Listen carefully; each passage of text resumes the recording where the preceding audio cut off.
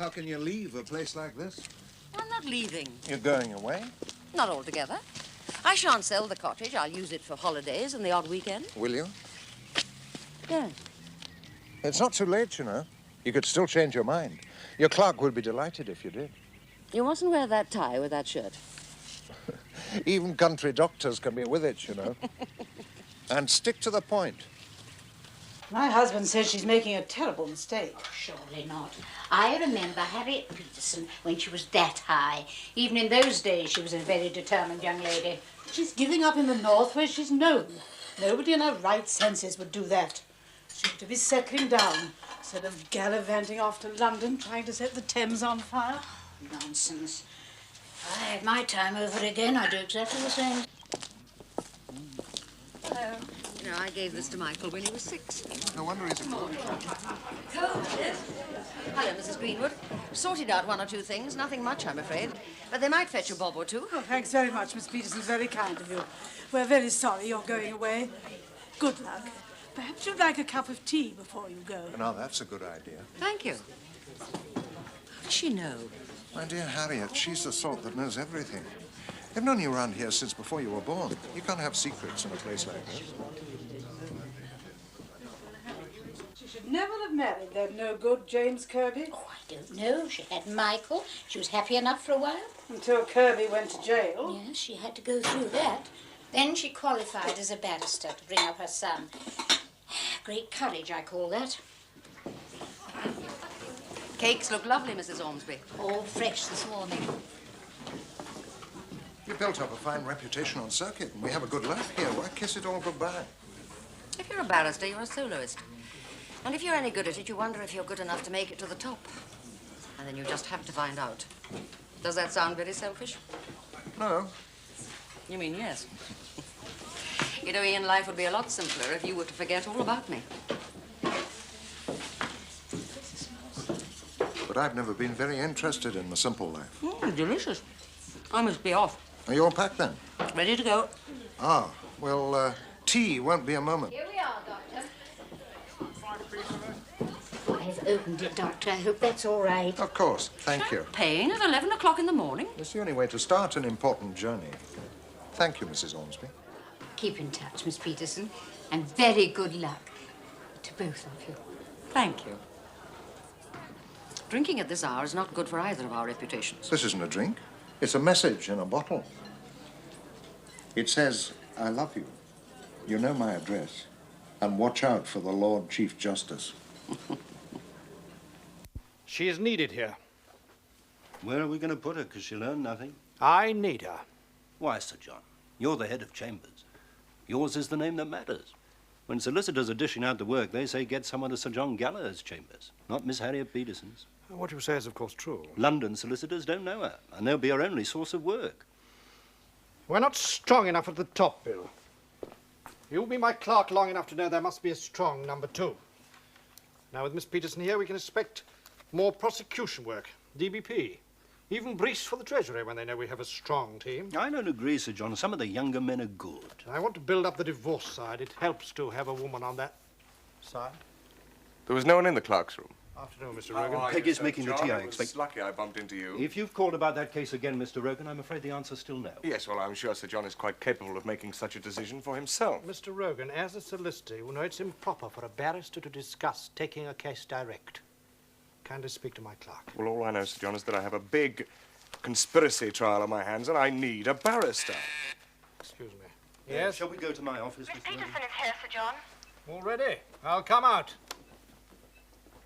I've told you twice before. And do I have to remind you that barristers have a duty to represent accused persons? I'm not in the military. Hello, dear.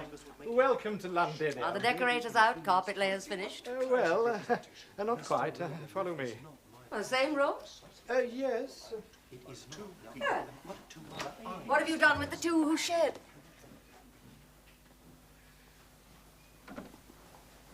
You must have made a mistake, John. There appear to be 3 barristers occupying this room. Harriet, London chambers are different from things in the provinces. I've never had chambers in the provinces. These are my chambers, though I've hardly ever seen them. On circuit, I lived out of a suitcase and grubby hotel bedrooms. You beg me give that up on the promise of paradise. Join the princes, you say. Harriet, I'm sorry. We've been extremely busy. We're a clerk short. Bill has too many things on it. Look, just for the time being, this can be your desk. Where's he going to sit, on the floor? Oh, you wouldn't want that. Bill? Just a moment, Miss Peterson. Goodbye, Sir John. I do hope you'll reconsider. This way, Mr. Rogan, if you please. Work of a moment to remove this bump. I am not sharing. Look, if you'll just talk to William, I'm quite sure all these small teething problems will... Bill, everything's all right, isn't it? This is just... We'll have dinner tonight, Harriet. A lavish one. Lovely to have you. Lovely to have you.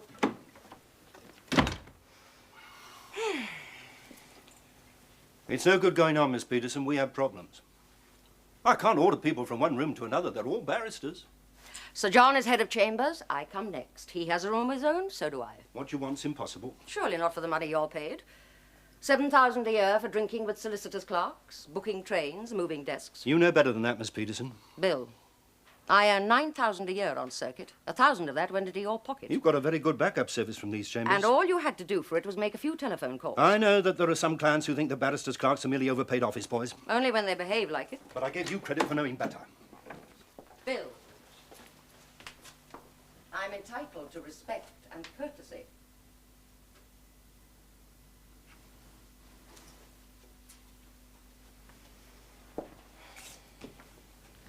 I apologize, Miss Peterson. I'm a bit upset. The heat's been on something terrible. Your arrival, that fellow out there, was all too much. That's all right, Bill. I will get this lot sorted out, but the most important thing is to get you established. I know. Thanks, Bill. And that means drinking with solicitors' clerks. Operating the grapevine. Finding out who's got the work. Right sort of work. Oh, not him, for instance. That's the third time he's been here.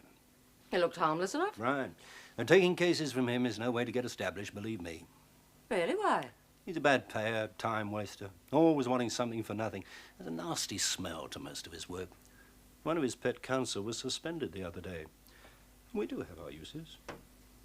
90% of the bar takes any case that comes along, but I can't find one decent barrister to take on yours. I'll defend myself. What's it matter? Emma, 5 of you live together in a flat, and you thought you were going to change the world. Peter Kirby and Michael Kemp carried explosives. One of them got killed. So did 2 passers-by, the inevitable innocent bystanders. Don't you understand? Peter is dead. Yes, I understand. Peter is dead. And you and Justin Burrell are charged with killing him. They're still looking for your other 2 flatmates. I love Peter. He and I were going to be married, would you believe? Wasn't necessary. I didn't need a certificate to tell me I loved him. There's a magistrate's court hearing tomorrow. I'm going to ask for an adjournment. I thought you believed in what we stand for. I do, but different methods. I want a better world, an end to inequality, but my way. If I wanted an easy life, I wouldn't be sitting here. I'd be out defending some nice, clean rape. Cottage pie tomorrow.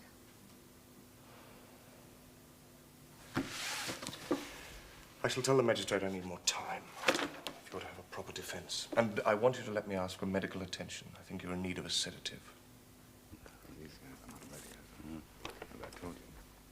Superintendent, is the prosecution legally represented?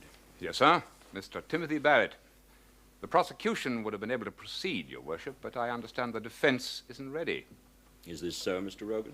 I represent the defendants, Miss Emma Grayson and Mr. Justin Burrell. Both of them have a complete answer to the charges. Yes. But when will you be able to get on with the committal? As soon as I find counsel willing to take it. Everybody who's any good is too busy at the moment.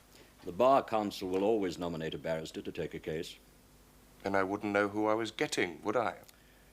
What do you want me to do? I'd be content with a further remand. In custody, if you prefer. That is bordering on the insolent, Mr. Rogan. Your clients are charged with homicide. You know full well there can be no question of bail.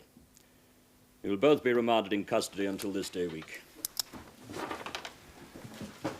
We might have dragged it down till lunchtime. The food's better here than in Wandsworth.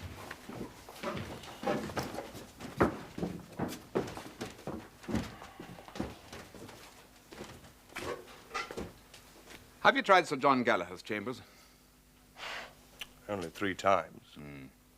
There's a woman called Harriet Peterson. She's just left the circuit to set herself up in London. She can't be too busy. Beware the Greeks when they come bearing gifts. What's a senior police officer doing fixing up their defense with a brief? Isn't she any good? She's good. Some say very good, and that's exactly what I want. The only thing worries me about this case is that it's too open and shut. I want the world to see these 2 university hooligans tried, properly defended, before they're put away for the rest of their lives. Such violence, Superintendent. I thought you were a peaceful man. I was there, Mr. Rogan, when they collected the bodies. Collected is the word. There was a leg in the front garden of number 54. Its mate was 2 doors away. They're still trying to decide which body belongs to those legs. My mother had just gone down to the corner shop for half a pound of butter. The kids couldn't understand why they had to wait for their tea. Oh, I want these 2 well tried.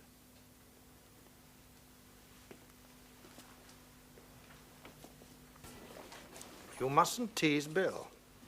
Your taste in sherry's improved, John. I've always had the best sherry in the Temple. Why? Why mustn't I tease Bill? Well, it's not, he's not... Strong enough? A good word. He was a regimental sergeant major for 3 years. That's what I mean. You're much stronger than he is. Thank you very much. Intellectually, of course. He has a hide like an alligator. I'm going to kick it as hard as I can, as often as I can, until he lives up to the agreement you made with me. I don't see what you're complaining about. He's made great strides already. One desk is clear, but I have to leave the room every time the other 2 have a conference. You're going to like London, Harriet. I know you are. Just get over this little local difficulty. Talking of difficulties, what about work? You know, standing up in court, representing people for money. Yes, well, I've been talking to Bill. I think we have something interesting lined up for you tomorrow. It's in the magistrate's court, but it'll pay well. We? Since when has head of chambers been able to dish out work? Well, a solicitor asked Bill if he had anyone available. Bill only asked me if he should put it to you.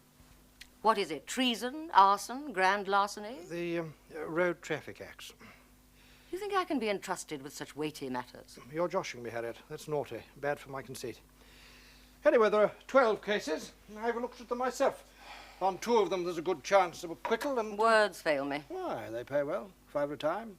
£60. Not bad for a day's work. Keep that up and you'll be earning more than I am. I didn't give up a lucrative practice in the provinces for speeding cases in London. There's a dangerous driving among them, with a really novel point of law, could well come to appeal. Why didn't you say so? Now look, Harriet, it's bound to be like this for a while. There's plenty of work about, but we've got to get you known. I've been at the bar for 15 years. I know the problems. The problems, yes. The people know. You must let me guide you there. We'll talk about it over dinner tonight now. Where would you like to go? Sorry, John. I already have a dinner engagement tonight. How the hell can you talk about him like that? Hang on, baby. I loved him. We both loved him. We knew what we were doing and we believed in it. Don't cop out now. Why did it have to be Peter? It didn't have to be Peter. It just was. He knew the price. If you believe, you pay the price. We all agreed on that.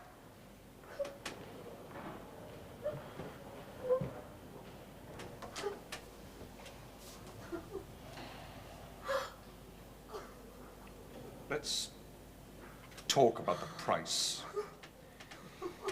Maybe that'll shake you into giving me some sense. What's the matter, Roger? Isn't Emma's daddy paying you enough?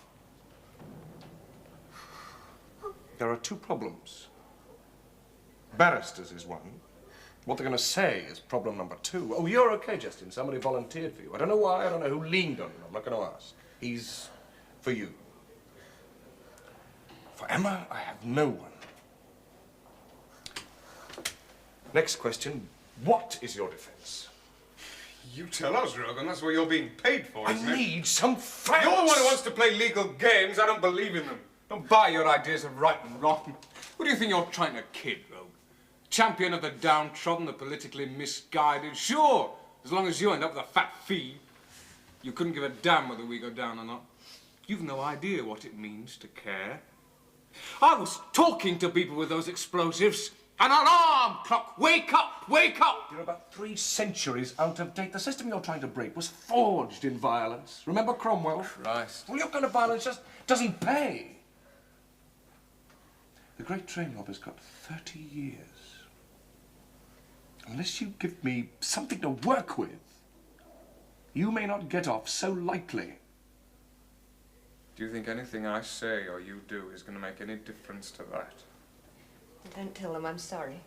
My parents, I mean. Tell them I did what I had to do. Since we first met, I've never known you move more than 50 miles. Suddenly you're in London for a conference. A dentist conference?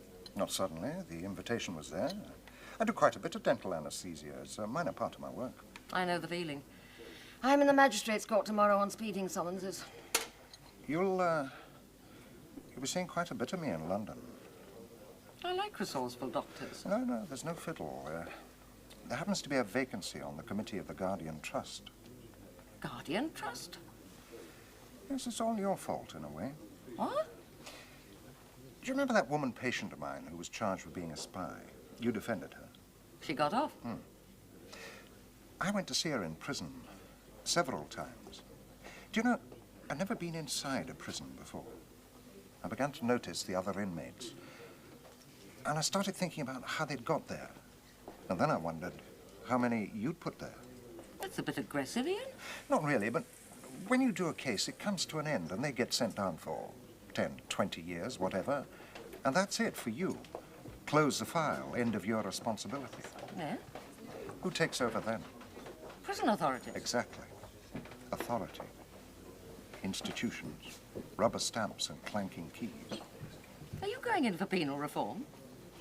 Not exactly, no. Guardian Trust is in business to help people. People in trouble. Usually people who've been inside. And all this happens in London? Where else? I don't know about you, Dr. Moody. Miss Peterson. Have we met? My name is Rogan. A superintendent Lester tells me you're now working out of Sir John Gallagher's chambers. Yes. I have a particularly tricky case on at the moment. So I've heard. May I tell you about it? No, Mr. Rogan, you may not.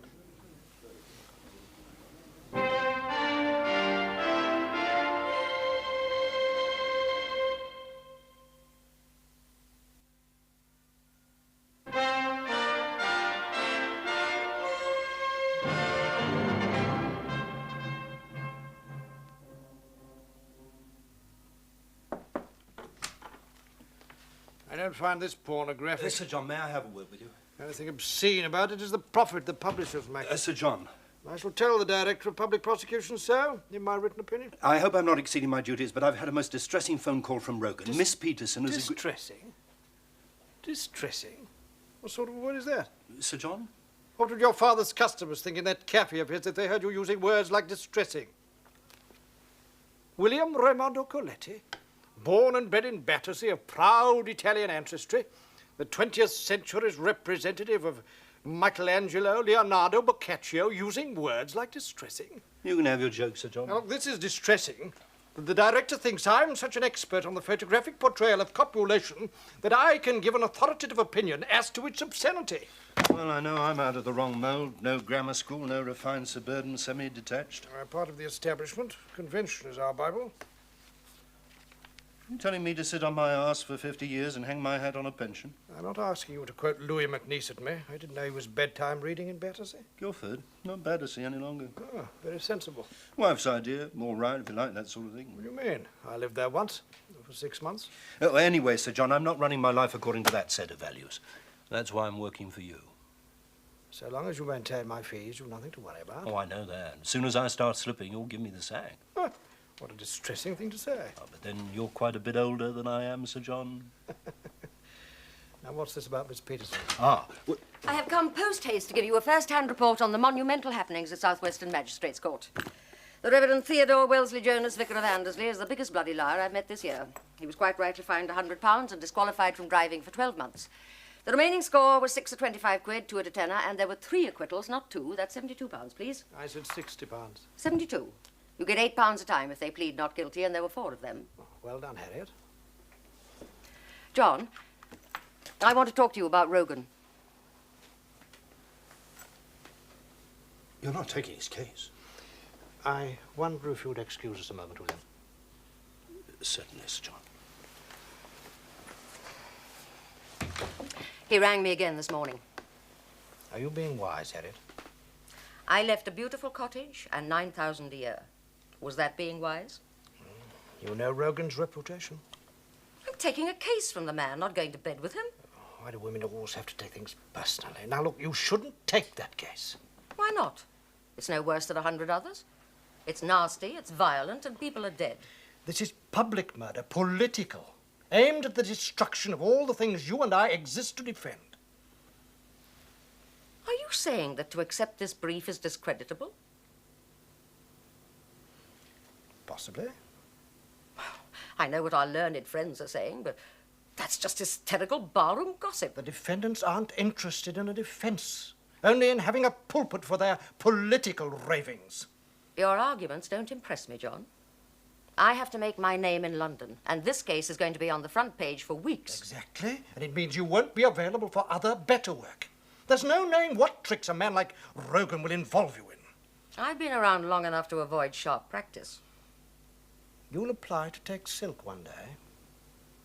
So? Ultimately, the Lord Chancellor may consider making you a judge. Go on. You know what he'll be looking for? Evidence of unsuitability for high office. And confirmation that you are legally impartial, impervious to pressure, politically well-balanced, and of sound judgment. Now take this case, and you run the risk he'll put a question mark against all of those. Balderdash. If I were Chancellor, I'd put my question marks against everyone who turned this case down. Thank you very much. There's no porridge. Braised kidneys? For breakfast? In all the best country houses. Thank you. Just eggs and bacon. That was all I ordered. You eat too much. I shan't stay in this dump again. I don't know. They're trying. I'm serious. The prices here are ruinous. Illicitry always is. Illicitry? There's no such word. Illicit pleasure is always expensive. It's your Presbyterian background. Coffee? What was it Gallagher said? Every aspect of career is scrutinized. I wonder how all this will figure in the moral value stakes. Won't figure at all. What do you suppose happens on circuit? The legal travelling circus. A barrister leaves home on Monday morning in exactly the same way as a lorry driver or a commercial traveller. Thereafter, the only difference is he goes to bed with more intelligent women. Authority can't take too much notice of what goes on. We wouldn't have any judges. Yeah, I sometimes think the permissive society must have started in the law. Certainly didn't start in the medical profession. Come. I've defended a few doctors on morals charges. You'll have noticed they mainly come from the provinces. The sort of practice I've got. Toast? Nobody's threatening to report you. There's a very strong chapel community. If we don't get married soon, I dare say one or two will start looking for another doctor. In 1973? The bar, the world you live in, is nothing but a select club. You should see some of my clients. Criminals aren't representative of real people. My patients are. They've been brought up with sound moral conventions, like going to the pub on a Saturday night or to chapel on a Sunday, and not living together until they're married, and strongly disapproving of people who do. You disapprove? I don't know. What I feel most is that I want to marry you. But if that's not on, then to hell with feeling guilty. You want me to be honest? No. Because I know exactly what you're going to say. If we got married, something would have to take second place. I'm a patient man, Harriet. Isn't there any marmalade? So I've lost Mr. Rogan. She's taking the case. You won't regret it. The grapevine tells me you do a lot of work for nothing. Not this case. Legal, eh? Miss Grayson's old man is well heeled. Breeder of prize cattle, I hear. Must be proud of the way he's reared his daughter. How well heeled? He's got enough. We had a case here for a rich man. Case lasted 28 days. Rich man ran out of money on day 16. I wouldn't want that to happen to Miss Peterson. Take my word for it. I want your professional undertaking, that is the word, in writing, that you are in funds to cover the whole of counsel's fees before we go into court. Well, what's the point of that? A barrister can't sue for fees. If you don't pay up, I'll take that piece of paper to the Law Society. They'll throw it in the waste paper basket. A solicitor's professional promise is a disciplinary matter.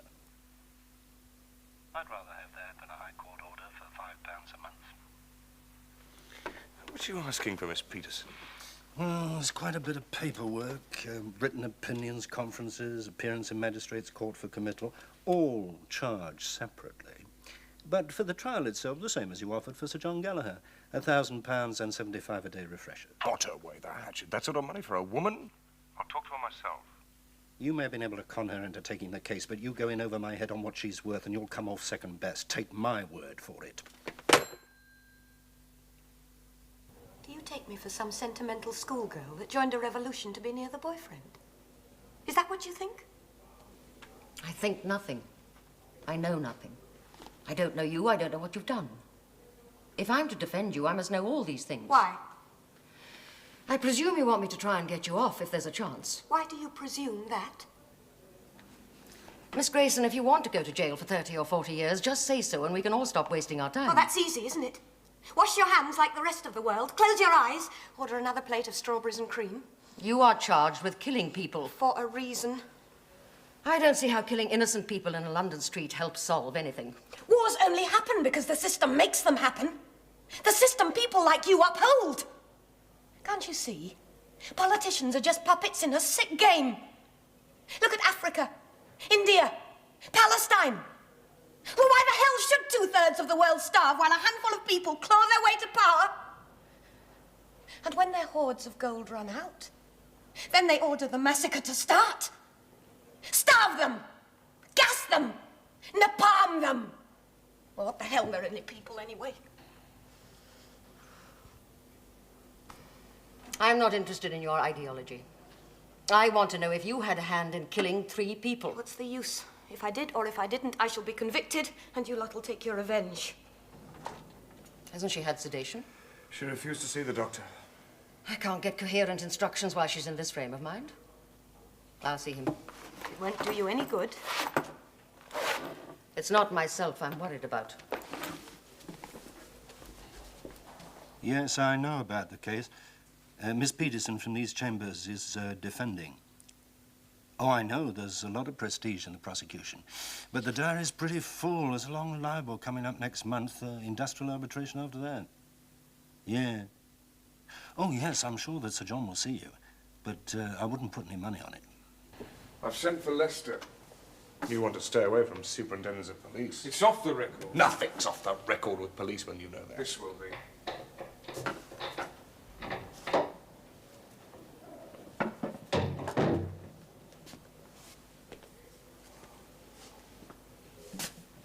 You wanted to see me, Mr. Bold?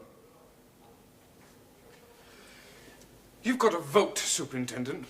Once every 5 years, you get a chance to change the world. You're up for trial by jury, son, not a parliamentary by-election. I know that. But I'm going to give you the chance to really change someone's destiny. Shut up, Justin. This is all evidence. You see the results of our society, Superintendent. Aren't you sickened by it? I'm sickened by you and your methods. And what do you propose to do about it, eh? But you and your like away. And what does that solve? Letter bombs, hijacking, assassinations? Not my problem. It's everybody's problem, mate. That's the message. Christ, you're just stooges. Frontmen in the great charade of law and order. But whose law, eh? Whose order? Shut up! When I want lectures on politics, I go to night school. Now sit down.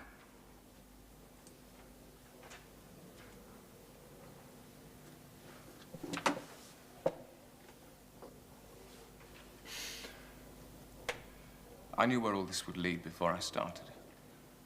I won't use old-fashioned words like sacrifice, but I knew I'd end up here. What do you want? Drop charges against the girl. You can't be serious. She wasn't on it. She was nowhere near when the explosives went off. She didn't even know we had them. You'll have to excuse me, Mr. Rogan, but I do find this funny. What is it, Justin? It can't be love. You've never heard of the word. A gesture to the memory of a dead comrade? No, I don't think so. Do you know what I think? I think you want someone to carry on the campaign while you're inside. I'm being straight with you, Superintendent. She's innocent. I'll give you all you need for a conviction against me if you let her go. I've got all I need, son. You couldn't give me the time of day on this one.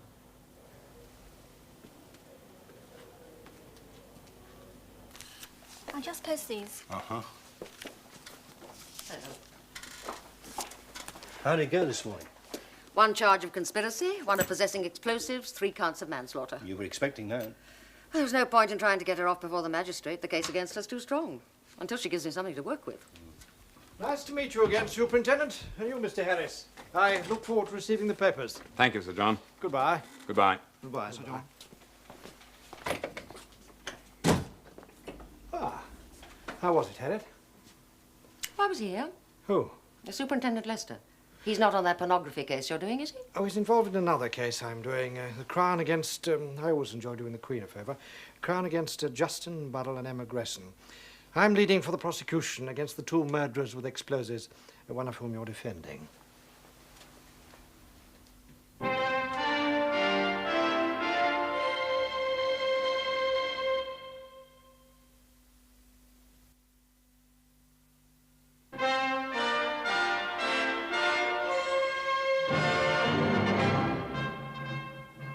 Down is Machiavelli.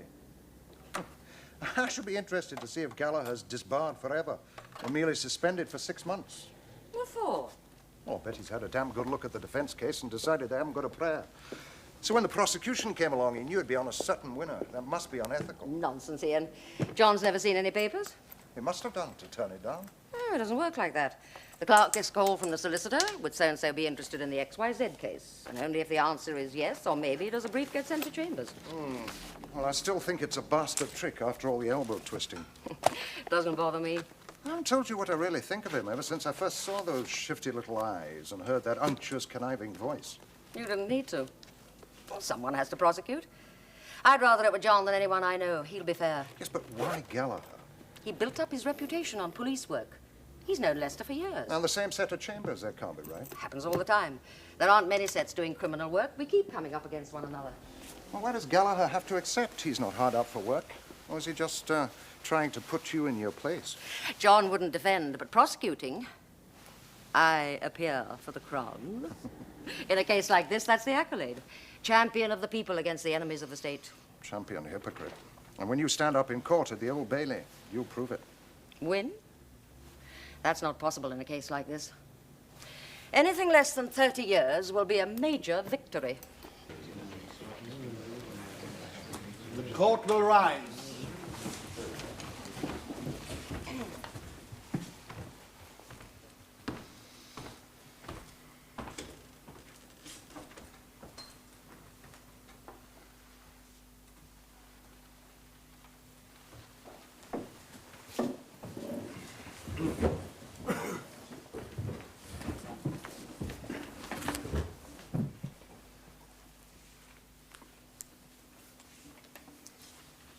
You appear to prosecute, Sir John?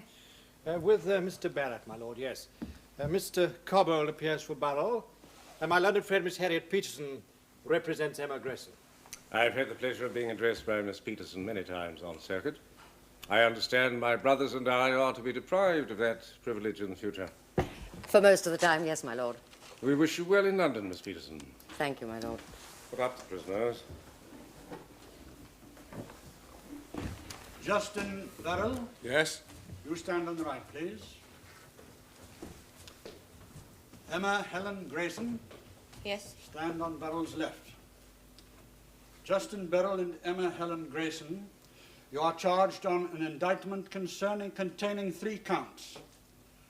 The first count charges manslaughter, and the particulars of that offence are that you, on the 2nd day of November 1972, in the inner London area, unlawfully killed Janet Ashgrove, William Bernard Cornwall, and Peter Kirby. Justin Burrell, do you plead guilty or not guilty? Not guilty.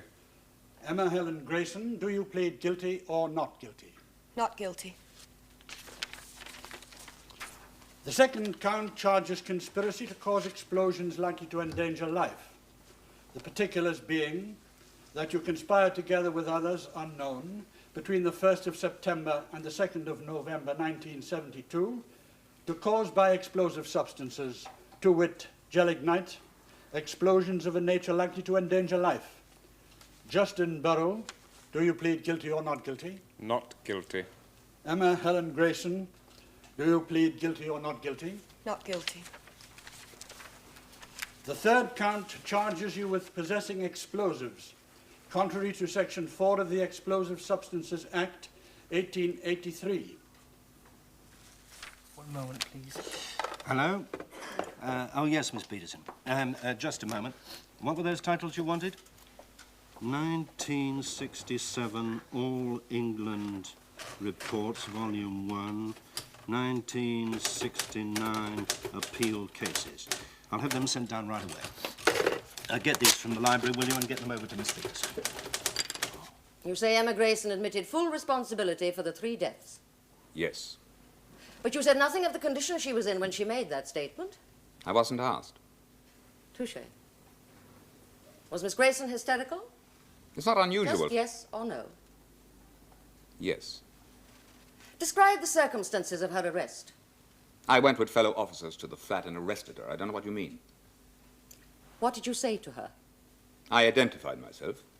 Then I said I was arresting her on a charge of conspiracy to cause an explosion. Did you say anything about homicide? Not then.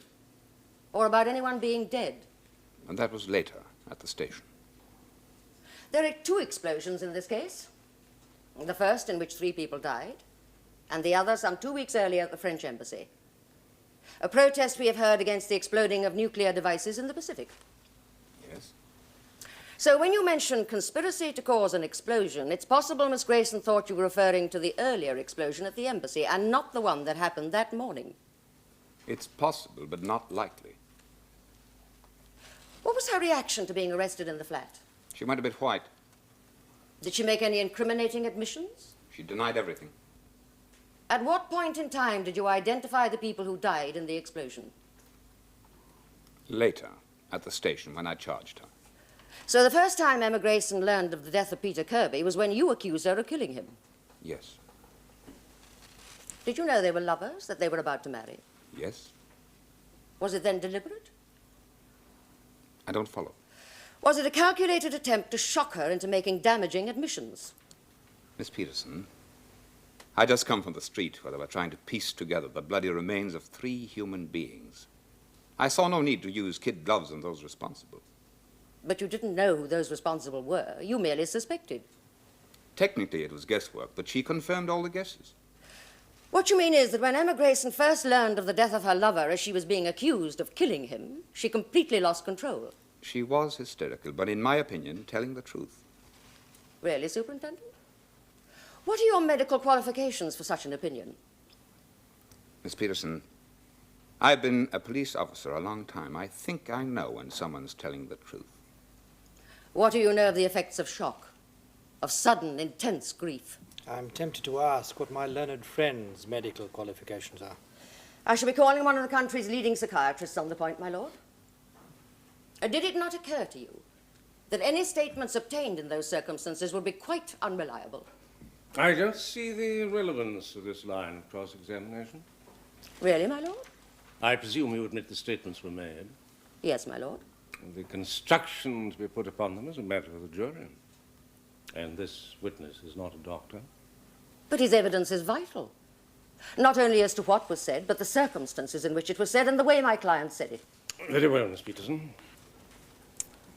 To answer your question, miss, in my experience, most people's reaction to the shock of arrest, particularly if they've never been arrested before, is a desire to confess. Did you know that in circumstances like these, Emma Grayson's most likely reaction would be to assume maximum guilt for the death of her lover? And that the jury will hear a psychiatrist's evidence on the point? As his lordship has remarked, Miss Peterson, I'm not a doctor. No, but you are an experienced police officer. Yes, sir? And would you say you could tell the difference between a person who was speculating as to what might have happened and someone who was speaking from personal knowledge of events in which she had participated? Yes. Well then, when Grayson told you she'd helped make the bomb, she knew where they were going and what they were going to do about it, which was it? She knew. Thank you, Superintendent. I think this might be a convenient moment to adjourn. I shall sit again at 2 o'clock. The court will rise. I want to give evidence. I advise against it. Why? It's the prosecution's job to prove you guilty. There's a chance I can persuade the jury they haven't done it. You could be wrong. Yes. But it's your only hope. I want to tell them what happened. That could be dangerous. You'll be subjected to cross-examination by Sir John, and you won't win any arguments with him. You're treating me like a schoolgirl again. No, I'm not. I can't seem to make you understand that I believe in violent revolution. I have faith, yes. I have faith in the ultimate salvation of the masses. I want to get up there and say so. That's a court of law up there, not a pulpit. We're playing a complicated and dangerous game with your life. You don't have to open your mouth. But if you do, the most likely result will be to strengthen the case against you. Suppose the jury's already decided I'm guilty. I might make them change their minds. You are paying for my knowledge and experience. I advise against it. But whether or not you give evidence has to be your decision. Well, they don't wear uniform anymore in Holloway. But it'll take me a hell of a long time to get used to the beds. My God, you're tough. You run a magazine called Demolition, Yes? which we use to promote your political ideology. Yes? In much the same way as the New Statesman, the Spectator, in fact, any political broadsheet. The message is a bit different from those you've mentioned. We were advocating violent revolution. Emma Grayson was the editor of your magazine? Yes? Have you ever heard of the editor of any other political magazine being arrested for holding such a position? Not in this country, no. Are you aware of any law which makes it a crime to be the editor of a political journal? I am the authority on the law in this court. I shall direct the jury on that point. My lord. To your knowledge, did Emma Grayson have anything to do with explosives? I don't think so. Did she know anything about explosives? Well, we've run a few articles on how they're made. She's always had to get someone else to do the proofreading for those. Did she know where Peter Kirby and Michael Kemp went that morning? No. She asked me where they'd gone about 10 minutes after they left. She had no idea where they were going or what they were going to do? None whatsoever. Are you saying that Miss Grayson had no knowledge that bombs were being made in her own flat? That's right. And had no idea that her friends were engaged in planting those bombs? That's correct. But then nor had you. At least that's your defense, isn't it? That's right. She called me tough. What are you laughing at? You're surprised. I'm not tough. It really depends which face you've got on. What? When you go into court, you seem to take a deep breath and put on a sort of mask. I don't know whether it's protective, professional, or women's lib, what it is, but you seem to grit your teeth and dare the world to do its worst. Thank you. Whereas underneath it all, hidden from the public gaze, is the Harriet I know. Hard, ruthless, ambitious. I'll slosh you one, Doctor. I don't frighten people, do I? Everybody frightens everybody else until they get to know each other. But you have a quality that's more important than that. People trust you.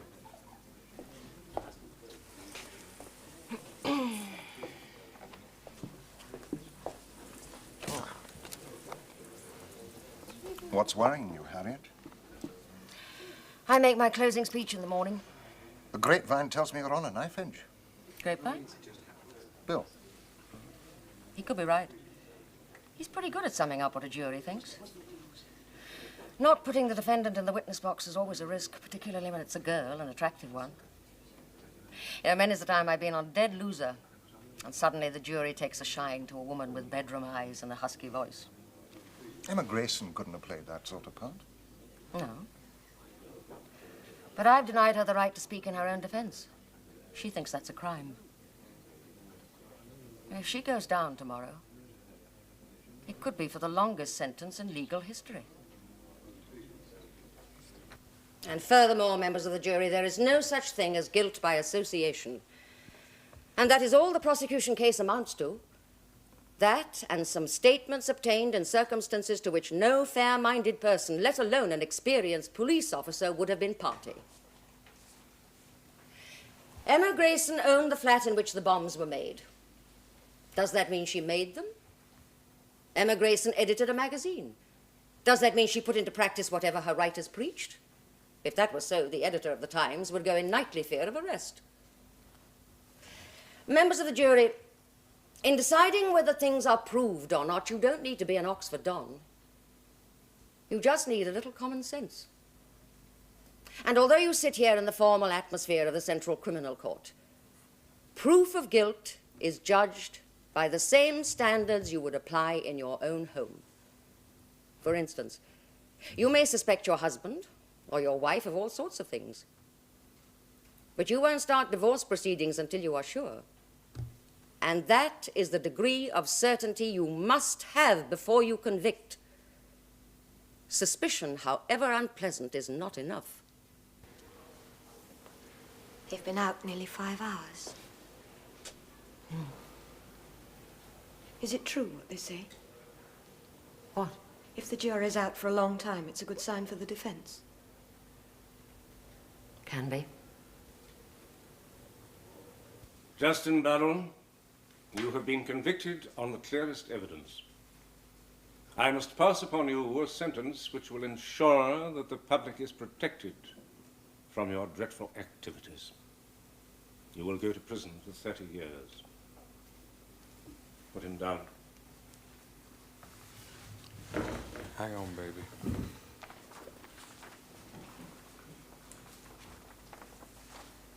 Emma Grayson, you have been acquitted by the jury on charges of manslaughter and conspiracy, but you have been found guilty of being in unlawful possession of explosives. I cannot forget that without explosives, the terrible events that we have heard described in the last days would not have been possible.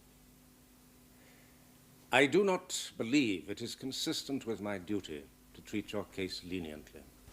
You will go to prison for 3 years. Put her down.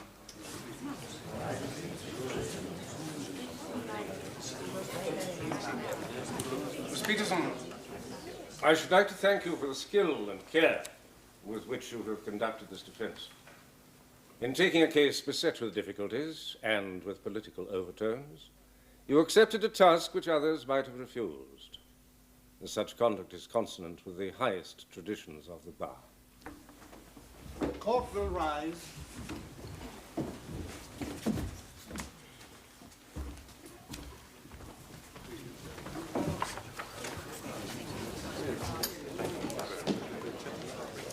Well, Miss Peterson, I think we'd better have you on our side next time. See my clerk, Superintendent.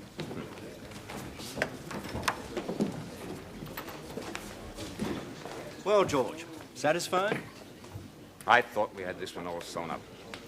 That Emma Grayson's a lucky girl. I'd say Miss Peterson will be causing you a lot of grief.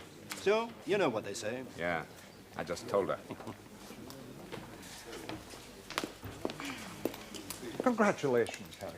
You're good, Harriet. A bit lucky. The judge had a soft spot for you. Lucky be damned. Sheer brilliance. Personally, I can't help a feeling of nostalgia for the days when gunpowder plots only happened once a century. Really? I think Guy Fawkes would have had a great many supporters today.